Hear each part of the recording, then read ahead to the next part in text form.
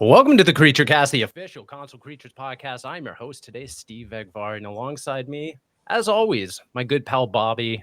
How the hell are you? I am astronomically happy today. I love that. Yeah, That is a great zinger. yeah, And a great way fun. to open up the show. That's how we do it. And alongside us, I think for the first time on the show, correct me if I'm wrong, but no, we've had him no? before. Okay, He I was thought awesome. so. I thought And then so. he ghosted us But, when we asked him to come back. Just so you guys know. Wait, I did? No, I'm just making that up. I'm just trying to make Oh. you. I was about to apologize, but you're the heel. screw you, man. Yeah. No. But his last name might be Little, but he's got a big heart. It's Walmart Canada Gaming social lead Riley Little. How the hell are you? I'm good. I'm doing well. I'm excited though because we're going to talk about cool stuff. Very cool stuff. Very cool stuff. That's right.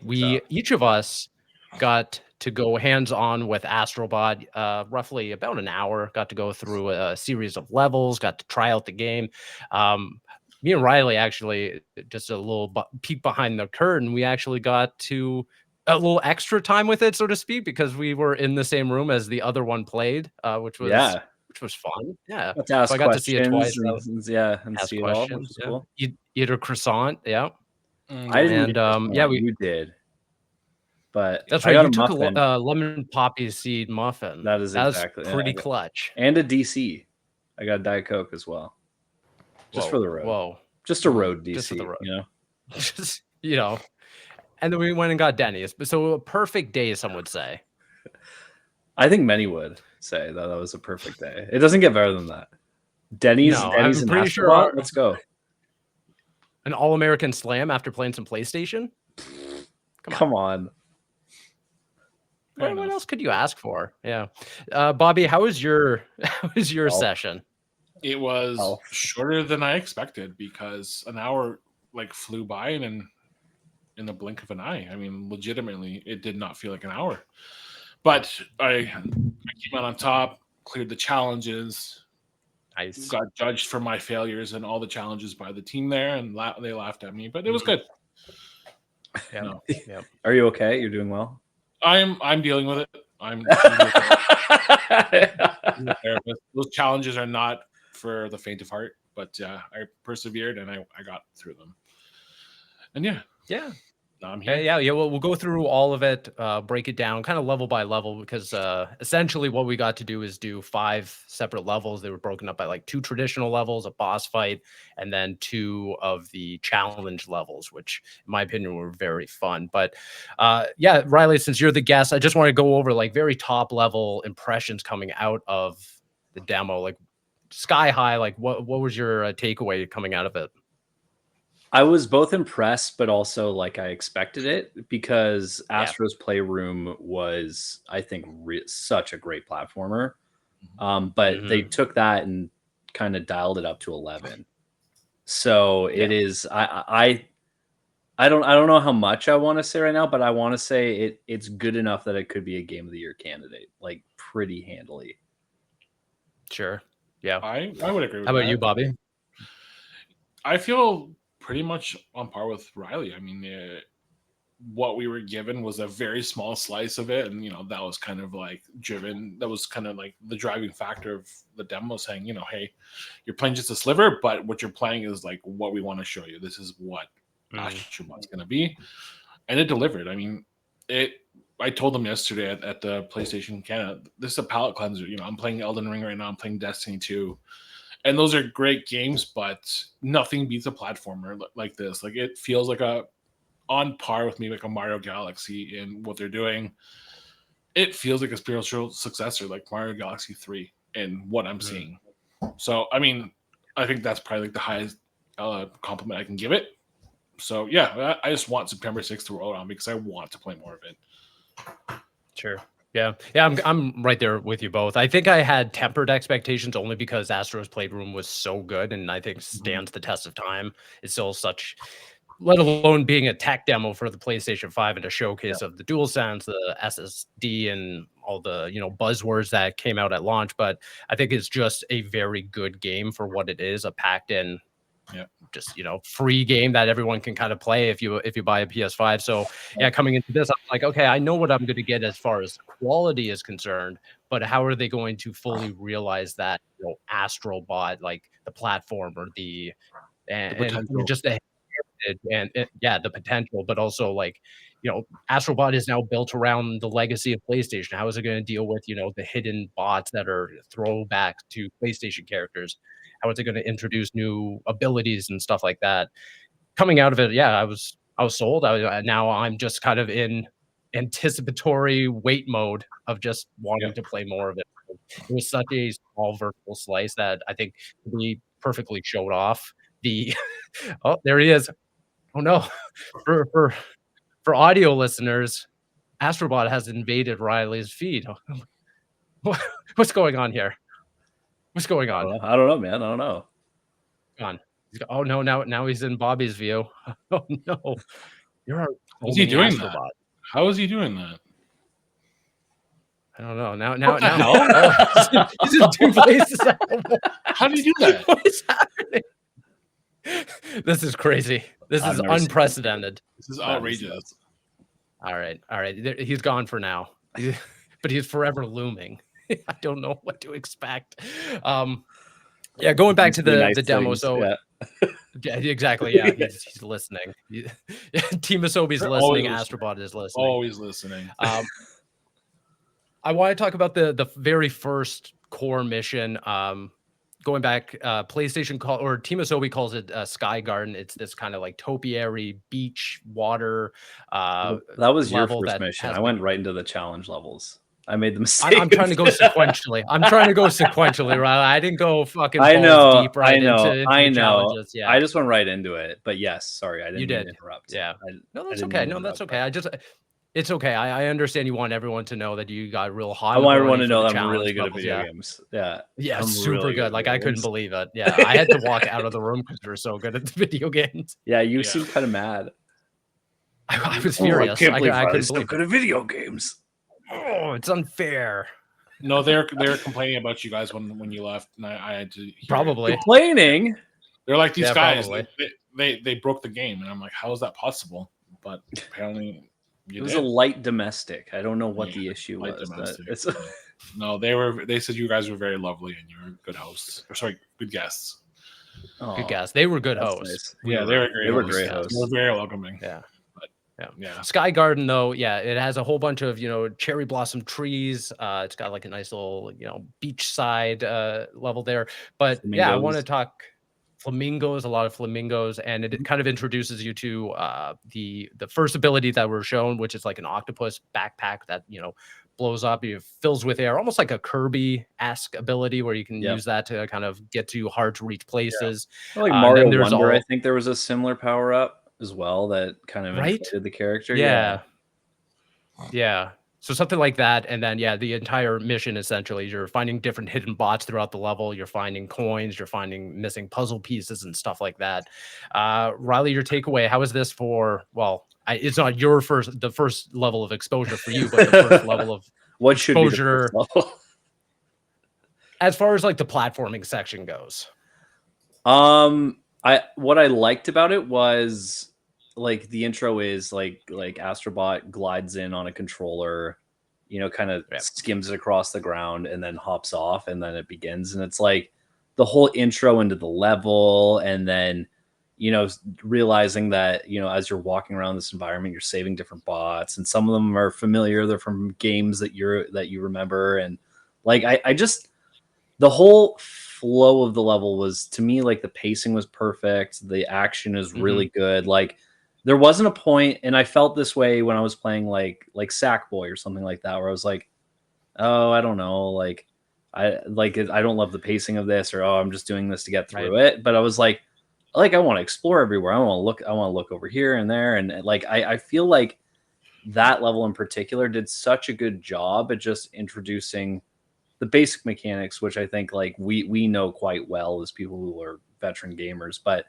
Like more than that, like showing off the new power, we're really good. But like showing off the power ups, which were like the octopus power up was really cool. Like it was unique and fun. And once you get that, then you can like backtrack and access areas that you couldn't previously to get more of the collectibles and stuff and save some of the bots. So the way it was laid out was really smart. And I think that if that is a sign of things to come, and that seems to be because the other levels play well as well, is like, I'm pretty excited by the way that they handled it. Yeah, absolutely. It kind of set up this whole concept of like, oh, it's familiar. Let's get you back to the basics of it. There's places where you're doing like the pull mechanic, where you're pulling at like the tethered like cord to like pop things open. You're grabbing. There's like a big octopus that has the zipper on it that you're grabbing and like going through that. There's an underwater section where Astro's now like swimming and stuff like that. Yeah, it felt very familiar, but hey, we're going back to the basics and then showing you, hey, new abilities and things to do and unlock. How did you feel about it, Bobby?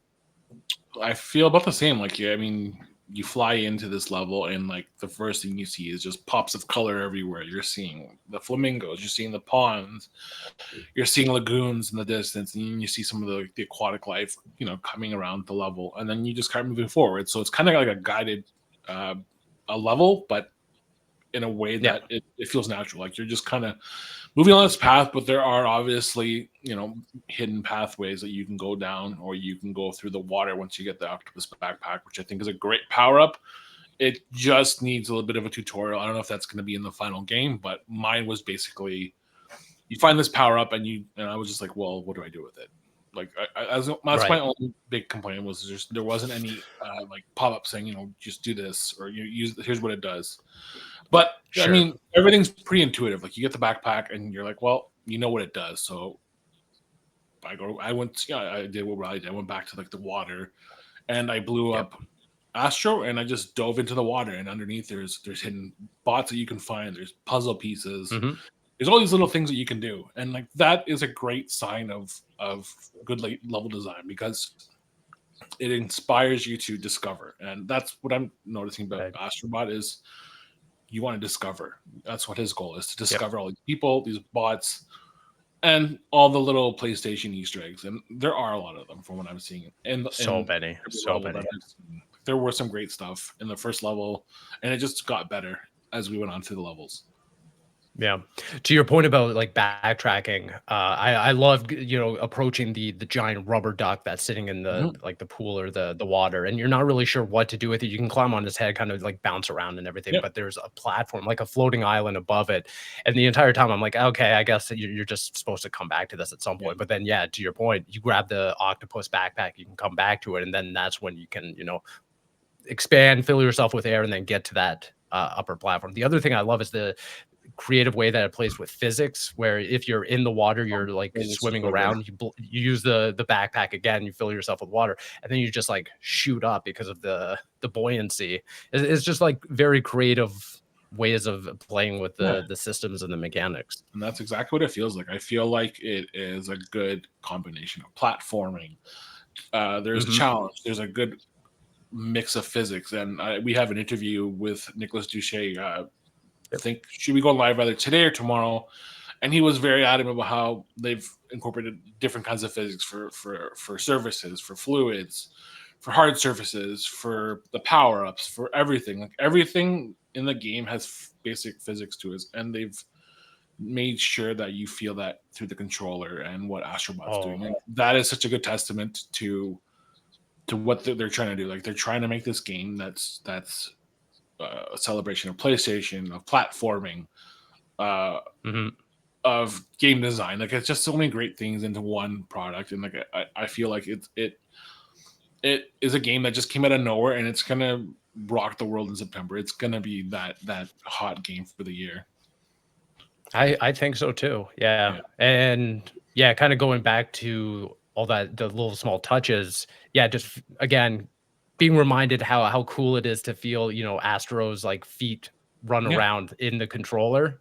That's such a delightful little thing. Or, you know, when you use his like hover ability to like shoot beams out, and you're using the adaptive triggers and stuff like that, or, you know, feeling the haptics when you're punching out enemies and everything. It's just small little touches there that I just, again, everything that made Playroom such a memorable experience just carries over here. Yeah, I know. It's funny because it's like I know a lot of the hardware tied games are like oh, this could only happen on this console. I really think this could only happen on PlayStation 5.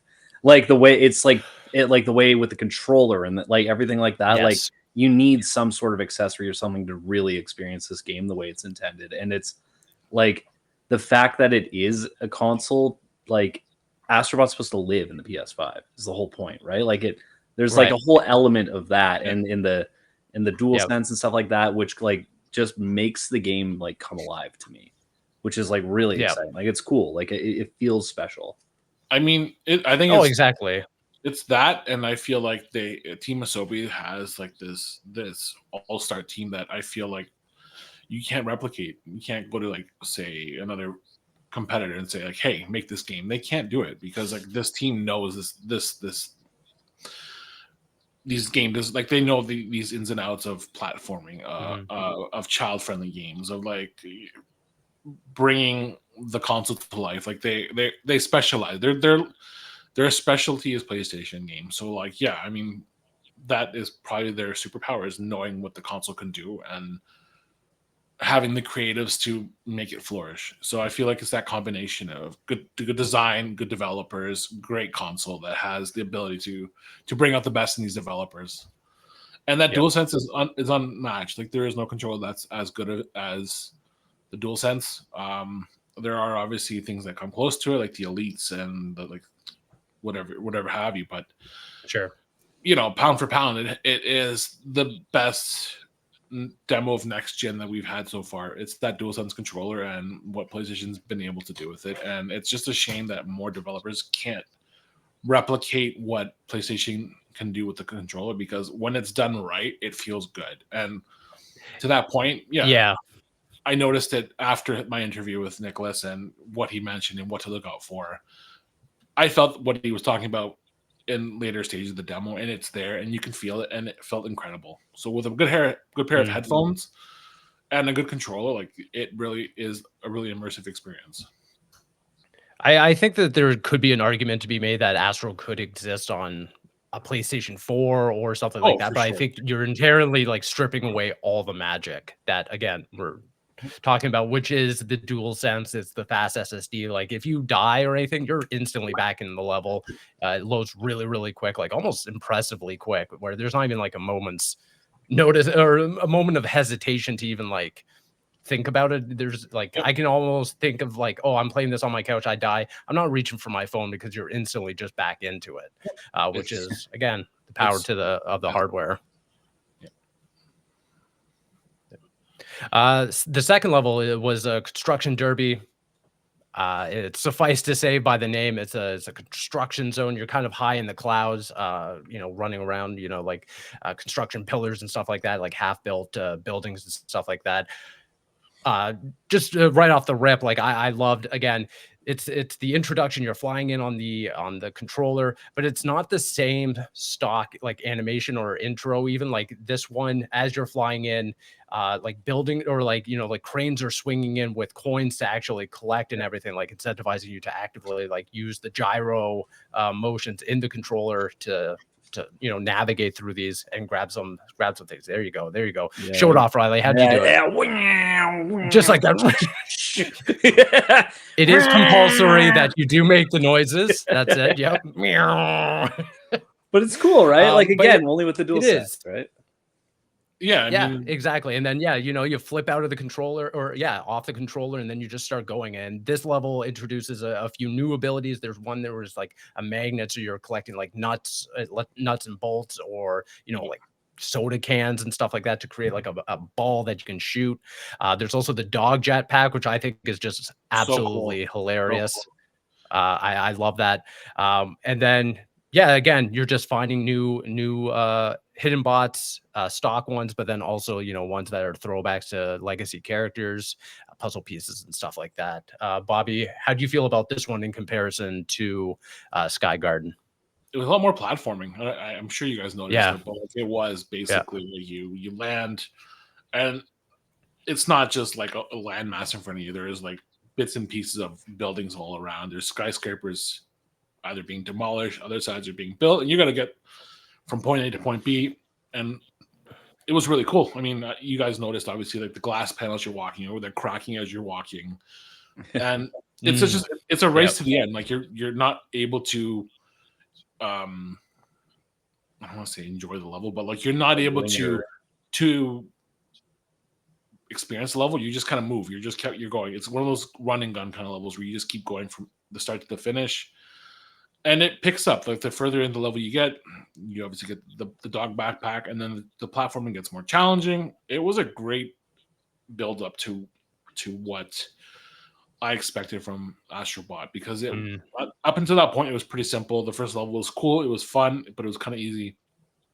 This level gave me a little bit of a challenge, because the way it was built, the way the things are laid out, like there are hidden bots that you kind of have to look out for. They're not obvious ones, so you have to look up, you have to look down, you have to look for hidden silos that are being built and find the secret levels. Like there's so many little secrets that you have to discover this time, and it's great. It's such a great addition to the Astro Bot legacy. It's showing that he's more than just a tech demo. He's got the ability to hold his own in his own game, and this is where I think the big flourish was. Is this level here? I agree. This is the one that, as going through it myself, I was like, okay, this is the tap potential in this game, where the first one was kind of, more laid back. It was kind of explore it as you go. You can backtrack and stuff like that. This one was more progressive, but you're also incentivized to explore every nook and cranny, like going up the crane lines to get the coin at the top, so to cool. go like underneath some of the levels as well. Like there's like sub levels, like, and there's also the place where you can like shoot the basketball into the net, get coins there, unlock a separate area to the side, use the dog to break through the glass and stuff like that. There's also the weird puzzle where you can like it's almost like a tech, like glyphs and stuff like that, and you're almost incentivized to like walk over the one section, and it kind of buzzes the dual sense in a way, and then you're supposed to again, it's just an elevated experience over the first one. I thought this one was like, if they can keep this on this pace, or this kind of like inspired level design, I think they're on to something really special with this 100%. One. What do you think, Riley? Yeah, I totally agree. I think that like the way this level in particular was set up, like you're introduced to the bulldog. You have a magnet that's that hoards a bunch of metal, and then you whip it at a target and swing cranes around and destroy buildings. Like the way everything goes, like to me, one of the coolest parts about this was the physics of it all, and how everything sort of just like came together that way, and like played into the themes of the level like really, really well. Right. Like it was very well thought out. And Steve, what's that? Oh, I didn't even see it. Oh my goodness. He's just listening. Oh, that's fine. Yeah. But no, I like, to me, it's like this is when I started to note to like the variety in the levels in particular. Right. And I was like, whoa, like that level, like the flamingo level is really cool, but like slower paced and more exploratory. And then this one's more focused, and it's like, oh, you can't linger on the glass because the glass is breaking and this and that. And oh, if you want that collectible, then you have to go over there and make sure that you're like kind of planning ahead your route before you get to the other side and all this other stuff. It's like, it was really cool. Like, I like that they're able to switch between like a Crash Bandicoot where it's just like one direction to like a Metroidvania almost, where it's like you're going back and checking things out from the beginning or from earlier in the level with the new power-ups you have. Like, that's neat to me that they're able to incorporate that or have such diversity. Like the range is different, which is really exciting. And and as we found out in the third level, like it changes again. So it's like there's so much variety in just the way you approach each level. And the other aspect that we didn't even touch on was how they again continue to play with physics and introduce weird different puzzles. There's the aspect where you run up and there's like flowing paint on like a teetering, like a seesaw almost. If you teeter it to the left, the paint just falls off the level and just keeps going. But if you teeter it to the right, it unlocks this, like, it shows you there's a hidden path, like an invisible path that takes you to like to this whole other area that you could just miss entirely if you didn't play with that specific thing. And I thought that was really cool, because once you go in, you walk up to a DualSense controller that's almost like a paint gun almost, and you're hitting and unlocking like a series of Invisible platforms path, to get to like Parappa or someone. Yeah, this and Parappa. that's on like a timer where you only have a set amount of time to like shoot the platforms, get the paint onto it, and then climb it yourself. I thought that was just genius. Like you could build an entire level off that very concept, but the fact that it's just this throwaway little section here just for a single hidden bot, I thought it was really, really cool. Totally. Yeah, there was all these little things like that, and there was like an instance where it's near the end. I'm climbing like the glass panels, and there's an enemy that's obviously trying to get me. So he's like shooting at me, and I was just like, let me try something. So like I took Astro Bot and I kind of walked him in a circle around this enemy, and the glass broke and the enemy just dropped. And it's like you can do all these little things with the physics there. It's like you break the glass to hurt the enemy. If you can't hit them, find another way. And it's just like that. So it's like it's all these small things that I'm noticing. Like, and you can use just his ability to float to hit enemies. Like if you can't hit an enemy, there's other ways you can figure it out through his superpower. It's not even a superpower. It's just his basic double jump can hurt enemies. Because I was struggling with some of like I guess it was like the sumo, one of the sumo enemies where he was charging at you, and there's the electric enemy. Oh yeah. And there's just all these small things like I'm trying to figure out, and it's like the game invites you to experiment with what Astro Bot could do, and it's definitely that expansion of what Astro's playroom was in every sense. Like everything he could do in that game is here, but bigger and better. Like there's a lot more openness to his movesets in this game, and it's really welcoming for kids half our age, or newcomers that have never played a game like this before. So like there is different levels of gameplay there, and I'm finding like something I would think of maybe someone else never thought of, or something Riley did I probably would never thought of. It just there's multiple ways to proceed through these levels, and it's really cool to see that. It's just the open-ended gameplay design that I'm loving it. That's so true. Yeah, because there are very specific areas where you can approach a puzzle, or not even like a puzzle, but just like a part of the level in various different ways. Yeah, it's great. Yeah. And so that's something I really appreciated from being able to watch like Riley's playthrough and then go through it myself afterwards. Was like, oh, okay, he went through it this way. I'm gonna intentionally approach it a very different way and still get the same result, which I kind of like, because to your point, yeah, if a kid has never played a video game before, you want it to be accessible, but also you want it to be like open-ended enough that you can play with the physics, play with the mechanic, and still feel like you're achieving something. I totally agree with you. I want to talk about Wako Tako. I think that's how you say the boss's name. The octopus. Yeah. Wako Tako. I don't know. I think it was Wako Tako. They were saying Wako Tako, but like, man, okay. Hopefully they're not. Hopefully they didn't call him Wako. Wako Tako. Yeah. Inspired by true event? I don't know. Wow. But it's a standalone installation boss experience that you go in. It's right off a pirate ship. It's this giant octopus enemy, and Astro Bot is just giving them the business, just delivering some haymakers. This one introduces like the gloves, the froggy fit. I'm sure. Man. Yeah, that you can stick to enemies, that can also like extend. It has like a good range to them.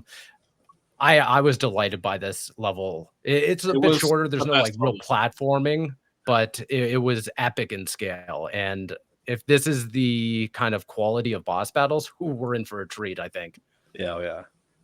Well, it reminded me a lot of like ARMS on Nintendo Switch, like the boxing gloves or whatever. Like, but turned into a platformer, and a really fun platformer. Like you're able to use those to like grab onto like rollers that you then swing around on. And what they don't tell you is like you can combo that with some of the other things. So like I was holding to do like he does like a little like circle punch, like a little like a charged punch where he just like spins like that. And if you use the frog, like it like extends the punch, and then you're swinging everything around like it, and it just destroys everything. It like they're a whole like they've really thought out everything about this. And like playing through the boss level, I was like, this is good stuff. Like this is really yeah. good stuff. So I'm just like the diversity that was present throughout all of this, like just kept me enamored throughout. Like, and that boss level in particular was pretty cool. It's like very colorful, very fun, challenging at times too. Like I'm like, there were a few times I was like, oh, am I gonna eat it on this one? But like, Right. but even then, like one of the coolest parts was near the end, the squid spits ink at you, Ink. and it goes on the ground. Yeah, and and you have to like get his. Then he starts raining punches down on you from above, and you have to try to get him to punch the ink so his hand gets stuck, and then you can like start punching his hand. So it was like, so wow, you really thought about this. Yeah. I don't think that you were in the room for this one, but when I was going through it, I actually ended up getting a little too close to the ink, and Astro actually got covered in ink, and that affected the gameplay as well. So they're thinking like multi-layer stuff. Like it's like, okay, if you get the enemy's fist in there, yeah, it's gonna get them stuck. That's gonna be your opening to like attack them and everything. But if you get stuck, that's gonna slow you down, and then you're gonna end up getting hit. Yep. So I kind of like that whole perspective of like, yeah, you definitely have to think that. But there's an aspect of this level where you fight him a bunch of times, you wear down his health, and then he just like backs off entirely, and the entire map like opens up, like the water that you're fighting on just got yeah, and the epic scale of just like everything you're seeing like a sunken ship at the bottom, and just the music blew me away in this level. I was like, holy shit, you guys are really cooking with this one. Yeah, Bobby, you thought the same? That was like the best part of like I think the whole demo is that boss battle, because like it starts off pretty straightforward. You know what you're doing, and then these little things start being added to it, like obviously like the ink. Like he throws the ink, and like it can either slow you down, or if he hits it, it slows him down, or you know he starts throwing things at you. Like I think they're like little bombs or whatever they are, and then you feel like you're about to finish the boss battle, and what happens? He splits the ocean down the middle, and you see like this big platforming section in front of you, and you're like, "Whoa, this is really cool!" And then you got to use your frog hands to get from like the little lagoon you are on to where he is, and basically it is challenging because as you're doing it, like there are projectiles being thrown at you, and the music is just like riling you up right at this point. You're like, you're ready to just finish this boss battle because like he's just over there taunting you, and it was really cool. As soon as you get there, you finish off the last little bit and call it a day. You wrap it up, but it's not over there. Wrap it up. You at the end of the level, you swim over to an upturned boat. Yep. And you punch it, and then that was a little surprise. And then Kratos and Atreus are on the boat, which was a very cool surprise. Very awesome way.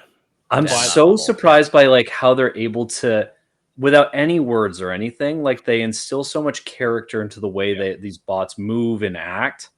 So you're like, that's Kratos. Like that's like point blank Kratos. Like he's angry and slow and a little bit bigger. Like they have so much personality, and they don't say a word. And I'm like, okay. No, like, and it's all emotive through the eyes. Like as soon as Astro's like swimming up to the boat, Atreus immediately like has happy eyes. He's like reaching out like to be like, hey buddy, like they have some rapport. But then Kratos like very stoic eyes, and he's just kind of has a much bigger build and everything. And it just leaves you with the ultimate tease at the end, where it's like, oh, now you just open up a Ragnarok level. That just opens up. I was like, oh my god, are you kidding me? Now I have to leave knowing that there is just that lingering. It's just that like, that's it. And the worst part is like you look at what the level represents, and you see the hammer there, and it's like, wow, I want to go there. Yeah, and Thor's hammer. No, and that just kind of like basically it's like, well, if that's there, like what other levels are we getting? Are they themed levels? Like what are they? And they wouldn't tell us, obviously, but if we're getting theme levels, that's great. I really hope that they pull from like, and I'm referring back to the interview with Nicholas. He wants to pull stuff from every generation from PlayStation's past, and he wants some obscure stuff that people were not aware of. Like I know that there's a pocket station in Astro's Playroom. I hope it's back in this game. I really hope that there's Parappa levels. I hope there's a Final Fantasy level. I know that's not a PlayStation, brand or whatever, but hey, the Buster Sword was in Playroom. It was, but like I really hope we see more flourishes of that stuff that, or Crash Bandicoot. I know we're gonna get Resident Evil Mansion. Yeah, like just things that are associated with PlayStation 1 or PlayStation 2 that might not be associated today. Yeah, the key franchises they touched on in this were Ratchet and Clank. Obviously, they had Clank and Rivet. They had Parappa the Rappa, and I'm forgetting the name of the girl from the spinoff. It's the secondary character. Yeah, Jammy Lammy. Unjammer Lammy. Unjammer Lammy. So, and then they also had Kratos and Atreus, obviously. And then in the challenge levels, they had two more, which were pretty cool. But yeah, like so we got to see like a nice array of characters throughout that small demo.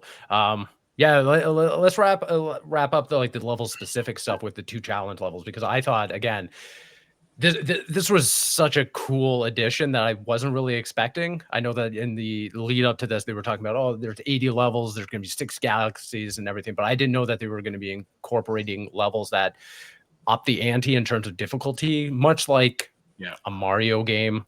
They're optional levels. They're more difficult. They're not impossible. You're not playing Super Meat Boy here or anything like that. But it does, from the ones that they showed, it's very mechanics based. Like they introduce a mechanic. You have to use that mechanic from start to finish just to get to the end. The first one, you're using the hover mechanic a lot. The second one, you're using these little capsules to slow down time, which I thought was brilliant. So good. Yeah. I mean, Bobby, take it away if you like them. So the time capsule was probably my favorite level. I think I spent as much time doing the challenge levels as I did cleaning the whole demo. So that kind of tells you how challenging they are. But that's the thing. I was like, well, this time I finished everything in about half an hour, and they're like, well, you've got 2 challenge levels left, so have at them. And then I proceeded to do the first one. It was pretty straightforward. Obviously, the hover level is cool. That's where I started seeing a lot of the physics really come together, because like you're obviously platforming, you're jumping from here to here, and you're pushing off through the level to get to the next spot. But then obviously the second level comes up, and it's like, nope, this is not for the faint of heart. Like you are challenged pretty decently in the second level. Yeah, and that whole mechanic of instantly restarting probably saved me a lot of frustration, because if I had to sit there and look at my phone every time I had to restart the level, I would have been upset. But that instantaneous restart was great, because I would fall, I would get back up, and I would just keep going. And that was one of those levels where it was, just run from the start to get to the finish, because you have to. There's no time to think of what you're doing. You're just reacting to the levels. Like that was basically what I was noticing. These challenge levels are reactionary. You're gonna just keep going and persevere through these levels. And I feel like they are on par with some of the better Mario levels that are in Wonder. And I feel like that or like even Mario Maker. Like there are some really great level design here that I can see where the adults are able to like really put their skills to use is these challenge levels, and more so that second level.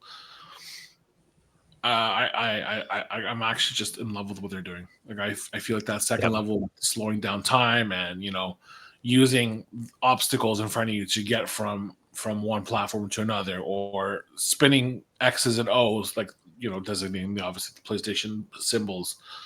Yes, they're all cool. Like there's little tricks to getting through the level, and you just have to know your limits and just your reactionary times. Like how quick can you react to what's coming in front of you? And that's a great it's great game design. Basically, that's what I'm kind of trying to say. It is great game. Well, I'm a big bozo, and I did that first. So I immediately went in and did the challenge level, and I was like, I actually found the first one more difficult than the second one. Me too. For whatever reason, I couldn't time the jump well enough when there were these guys just throwing the big chains. around. In like, hindsight, you also made it incredibly difficult for yourself through and through. Like every step of the way, every challenge, you 100% made it more difficult for yourself than needed. Why? Well, the way it's all set out is that you're supposed to use like the hover, the beams that come out of his little feet over the swinging things instead of for Timing you the were jump. like jumping in and then timing the jump, and then you get to the giant swinging thing at the very end. You went with you went with the swinging thing, so it's always like chasing you versus going counterclockwise where you can kind of time the jumps better.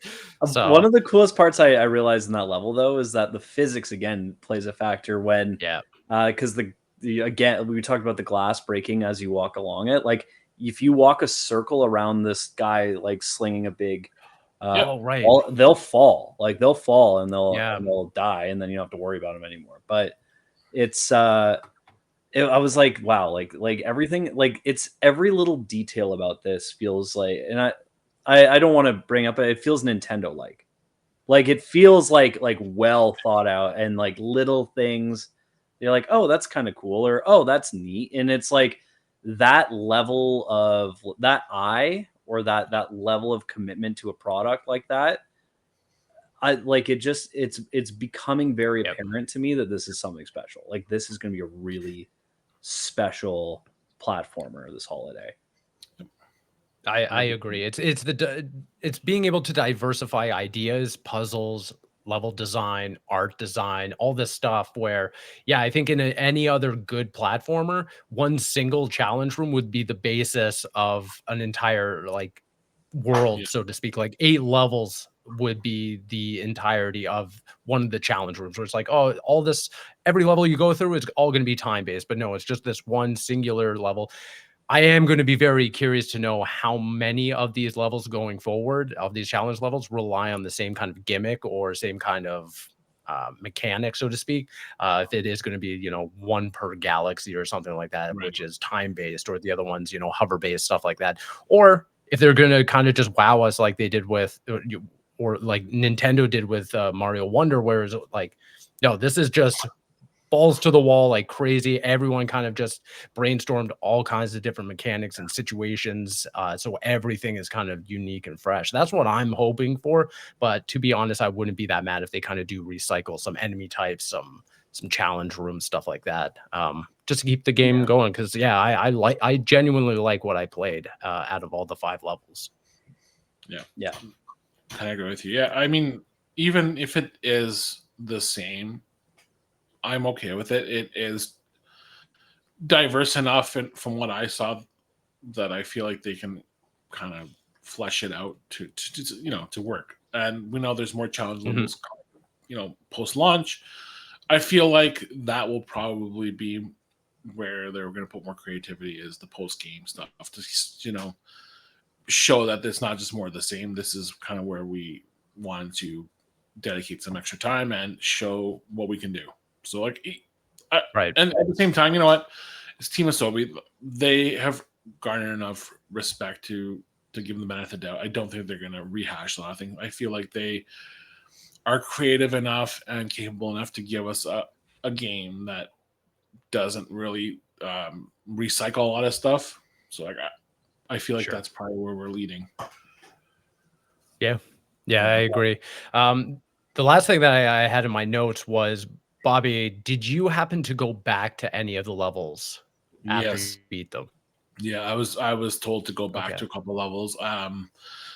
There is a reason to go back. So if you're listening to this, if you complete a level, you can basically go back at any time. And there is an item at the beginning of the game of each level. Sorry, I should say. What it does is it helps you find missing items in the level. So if you're missing a puzzle piece, you can unlock it. It's a little bird that looks like a little Astro bird, and it chirps. So it chirps on the controller and it chirps on the game, and it points in the direction of the item if you're nearby. So it gives you a tool to collect everything, and it's a stress-free way of getting your platinum. And it works. I paid the 300 coins, whatever it was, for the first level, and I found the puzzle pieces I was missing. And it was pretty stress-free. It was fun.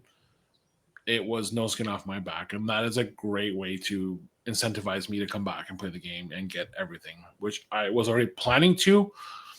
But now I can see younger people, having that tool to get them there without the stress of having to look it up online. They killed the YouTube guides. Yeah. There it is. Yeah.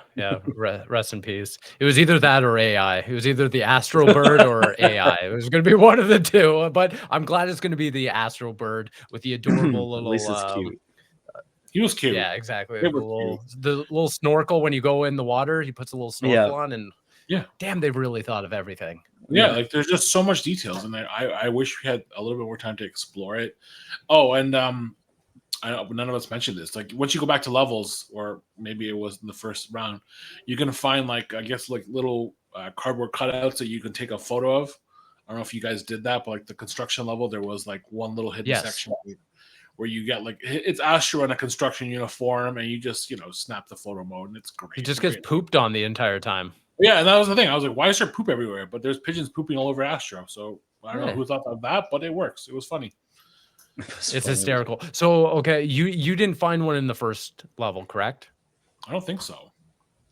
No, neither did we. So we only in the there second just one. wasn't one. Yeah. I don't know if it was maybe I didn't pick the level, but I just went back to the construction level when I picked there. But so it is in the first run. Like you can access it on the first rip. I'm not sure. It has nothing. The photo thing. Yeah. That was it's their first. That's their first rip in the. Okay. I wasn't sure, but I know the bird wasn't there when I showed up the first time. So the bird is. Yeah. The other thing I asked them about, and they weren't able to really answer, was if that's the only thing you're spending the coins on, because in the first game or in Playroom, you have like the little gotcha machine and stuff like that you can kind of buy and upgrade. Yeah, they didn't let me know if that's going to be returning or if there's going to be some other kind of market, like in-game marketplace to kind of spend those coins. But there are a lot of coins to collect in each level. Lots to do. I was impressed by how much they were able to like fit in one small little platforming section. Yeah. As we start wrapping things up, Riley, was there anything else we didn't touch on that you've been eager to talk about? No, in regards to Astro Bot, no, I'm just really excited to see how it shapes up and see how many references that they get in there, because I think they confirm that there are going to be 150 different characters that crossover, and it seems like they're a lot more meaningfully integrated. Not that Astro's Playroom was bad, but you just kind of stumbled upon these characters when you were walking around. Yeah, it sounds like. Sounds like there's going to be a lot of integration, and it sounds like a lot of the PlayStation teams were very eager to get involved. You imagine they would be, right? Yeah, I could see the Santa Monica team. I mean, I know they teased the Thor Hammer level, maybe having a hand in helping with that, or maybe I got just sky's kind of the limit there. It seems like we're in for a real treat with this, and if you've been a fan of PlayStation since PS1 or even PS2, there's going to be something in here you remember, which is exciting. And I hope that doesn't, I hope that goes to Crash Bandicoot and Spyro to, all the way up. I hope that Microsoft, I mean, maybe they even got the deal done before, but I hope that Microsoft's willing to give PlayStation these characters, because they do mean so much to that audience. Same way Banjo does to Nintendo fans, that, that means something. So, if you can get Banjo-Kazooie and Smash, you can get Crash Bandicoot in Astro Bot. So here's hoping. Anything's possible. Exactly. Anything's possible now. I'm very curious to see how deep they go, how diverse they go, because as much as I loved, popped off seeing Kratos and Atreus, I want to know what are the ones that I'm not even thinking about. We can rattle off 20, 30 different characters of yeah, the likelihood will be I want deep cuts. I want ones that are they got him or her, what? That's crazy. I want to be able to to the point of the cardboard cutout and stuff like that. I want fun social things where I'm posting a video or a clip or a photo and just being oh, here's Astro Bot, huddled up with this character or that. I want the costumes. I want to be able to, dress up like Aloy or stuff like that. I want some really, really cool integrations and uses of these characters while also making sure that, you know, Astro Bot can stand on his own for future properties. Because I really hope that Team Asobi gets to stick around and create more platformers, because this is a sorely kind of missed genre for PlayStation nowadays. And PlayStation 5, we don't really get it aside from Sackboy. But I mean, Little Sackboy's Adventure, I think that's what it was called, didn't really land for me. It was Sackboy's Big Adventure or something? Yeah. Something like that. Sackboy's Big Adventure. It just didn't land for me. Aside from that one music level in the first world, I was like, that's great, but it just it wasn't this, and it's just a little slow. Like you know, like I'm not you know, harp on that game because it is a cool game, but it's just like it's not Astro Bot. It's not Astro Bot. Like I think Team Asobi's nailed it. So I am really excited to see it. But again, like I totally want deep cuts. Like I want Tomba, and I want Croc, and I want, you know, like these weird little characters that you're like, oh yeah, like that's such a deep cut. I love that. Like I want that. And then I mean, we know that the pre-order bonuses include costumes, so I'm assuming that these characters will, you know, you could dress up your Astro Bot to resemble some of your favorite characters. So that seems like a really good use of those, that the inclusion of that IP. I think so too. And Riley, you brought up like, oh, it's going to be such a great celebration for people who have been following PlayStation. But I also think that Astro Bot is a great way for people who might not have been following PlayStation to be like, oh, I don't know this character. Let me go into the backlog. Let me go into PlayStation Classics, stuff like that. Look into this franchise. Cool. I think that's a great, it's like a gateway drug. Like, oh, who's this character from this, like, you know, off the wall PS2 game I've never seen? Like if it was Tomba, and like they're like, what? Okay, I guess I'll go look into this game, and then all of a sudden they find a brand new franchise to follow. I think the potential there is really cool. True, right? Yeah, like it kind of it elevates the whole brand. It like the whole ecosystem benefits by having a character that touches everything within it. Like it is neat that you're able to be like, what's that? What's like Daxter? Okay, Sly Cooper. What's that? It's like, you know, things like that. It's like, it's cool that there's a game that highlights and celebrates the past of PlayStation and the fandom. And even if you are new, it gives you like new characters to look at and explore. Like I think right across the board, it's really exciting.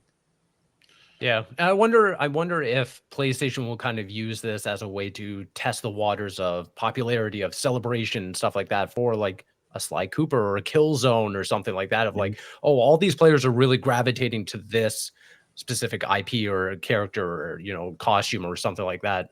Maybe there's potential here. Maybe we revisit this long abandoned IP that we haven't touched in a while. PlayStation All-Stars 2. I would love that.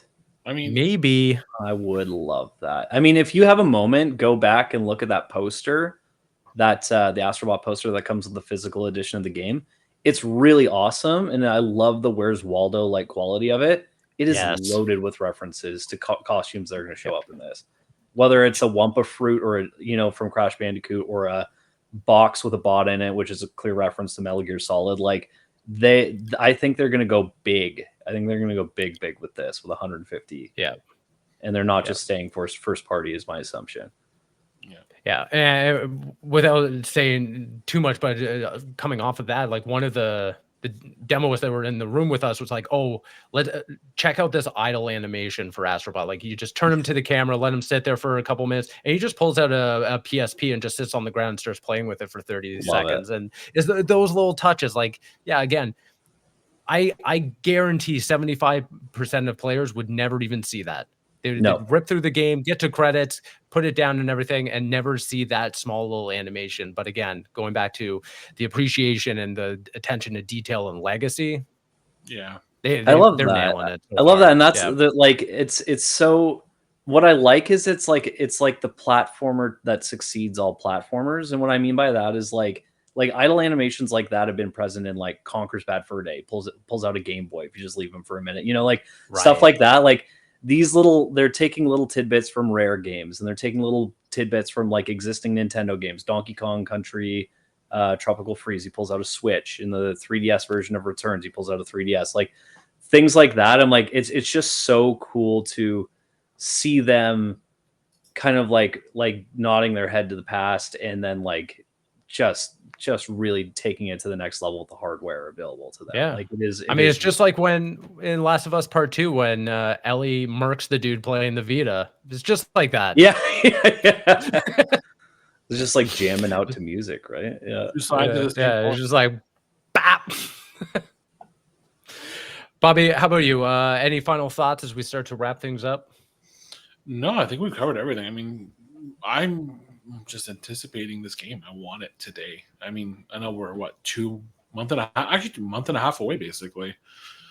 And it doesn't feel like it's real. I mean, it really scratched a lot of itches that I didn't know I had, because coming off Elden Ring, coming off Destiny, I've been playing 1,000 different games, but like nothing's really caught my attention like this. I just feel like platformers are a dime a dozen these days, and it's really hard to find them. So I'm glad this game exists. I'm happy Team Asobi is working on it, and they're finally allowing Astro Bot to be in the spotlight. Yeah. It almost felt like a matter of when, not if, after all the demand from players after Playroom. So I'm glad we got to this point. The game comes out on September 6th. Huge day for a number of reasons. Yeah. I'm getting married that day. Yeah.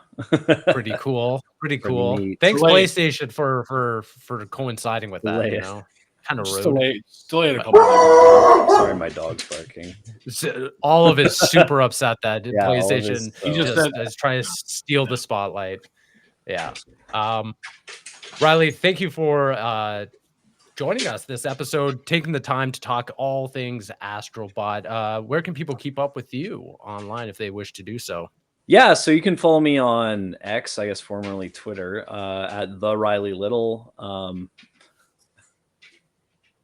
Yeah, so that's pretty much it. Or you could just follow everything on Walmart CA Gaming, which is the main channel that I work with. That's right. You run it very well. Lots of banjo references, which I appreciate. Constant banjo references, although quite a few Astro Bot. Like people seem excited by it, which is exciting. Maybe banjo's going to get usurped by Astro Bot. Well, let's not get ahead of ourselves. We do have a banjo Funko now, which is pretty exciting. But we'll just wait until that Astro Funko comes out. I have all 150 or whatever. That'd be it. One. Can you imagine? Heck of a series for Funko if they could score that license. You have to assume PlayStation's working on that. Like, let's get an Astro Bot Funko on every single character. I'm getting ahead of myself, but yeah. Bobby, where can people keep up with you? Keep up with the website and all things Console Creatures. Well, it's actually Astrobot in control right now. So okay. Astrobot and me on Twitter, bpashalitis, consolecreatures.com. Astrobot 9. Yeah, Astrobot 9. All the way. Cool. Just run everything. Social media. Yeah, you know where we are. Right. And you can find Astrobot and I across all social media at Asvikvari. Very much looking forward to the full launch of the game. Really appreciate PlayStation for taking us out to preview the game. Taking a chance on us kids. Taking a real swing on us, putting a lot of trust and faith into these three schmucks here. But yeah, appreciate you all for tuning in. We'll be back next week with another episode. But until then, we'll see ya. Bye. Bye-bye.